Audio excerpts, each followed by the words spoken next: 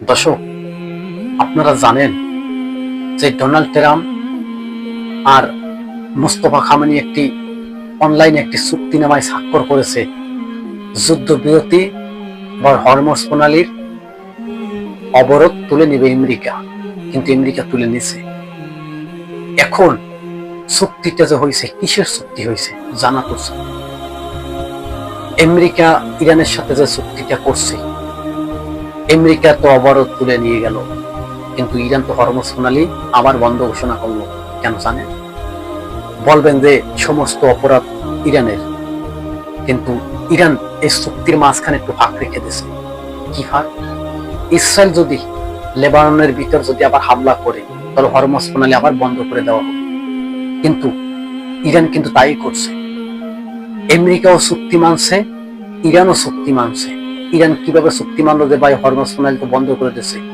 হ্যাঁ, হরমুজ প্রণালী যখন ইরানের সাথে আমেরিকার সাথে যখন চুক্তিনামায় স্বাক্ষর হয়েছে অনলাইনে, তখন ইরান স্পষ্ট জানিয়ে দিয়েছে, আপনারা ভালো করে তথ্য নিয়ে নিন, যে যদি ইসরায়েল লেবাননে যদি হামলা চালায়, তবে আবার কিন্তু হরমুজ প্রণালী বন্ধ করে দেওয়া হবে।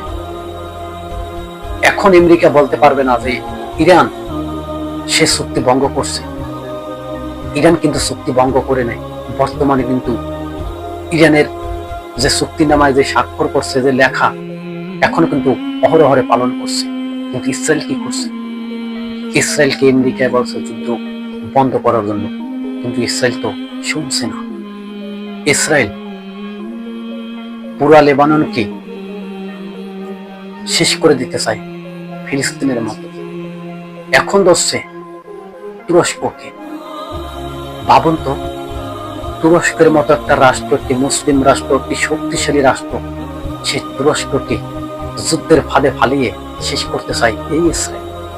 তবে আজকে ইসরায়েলকে জানিয়ে দিয়েছে তুরস্কের প্রধানমন্ত্রী, যদি ইসরায়েল যদি বলেছিল যদি এই তুরস্কে হামলা চালায়, তবে ইসরায়েল শেষ করে দেওয়া হবে।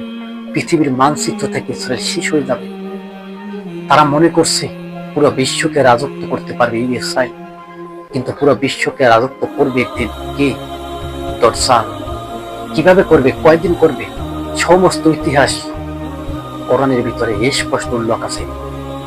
যখন এই কোরআন খুলে যখন মাওলানারা রিসার্চ করলো যে দরজাল 40 দিন পৃথিবীর ভিতরে থাকতে পারবে, 40 দিনের ভিতরে পৃথিবীর ভিতরে পুরো পৃথিবীটাকে গ্রাস করে ফেলবে, এবং এও বলছে একটা দিন কিভাবে যাবে, একটা রাত কিভাবে যাবে, একটা সাধারণ দিন কিভাবে যাবে। কিন্তু ইসরায়েল সেই পথেই হারছে। ইসরায়েল বারবার একের পর এক মহারাষ্ট্রকে হুমকি দিচ্ছে। বর্তমানে জানেন, আমরা যে শুনছি যে ইরানে আমেরিকা ইসরায়েলের দ্বন্দ্ব শুরু হয়ে গেছে।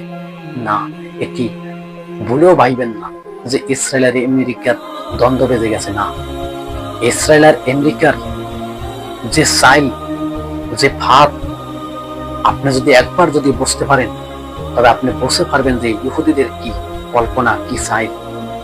আজকের ইসরায়েল আর 1980 সালের এক ইসরায়েল এক না। আকাশ দিন ব্যবধান। আপনাদেরকে সাধারণভাবে বুঝেছি যে ইসরায়েল দিনের দিন শক্তিশালী হইতেছে। আর এই শক্তিশালী কে বানাইছে? আমেরিকা। আমেরিকা পালিয়ে পুষে এই ইসরায়েলকে শক্তিশালী, মহা শক্তিশালী দানবে পরিণাম করছে। আজকে ইসরায়েল একের পর এক রাষ্ট্রকে হুমকি দিচ্ছে।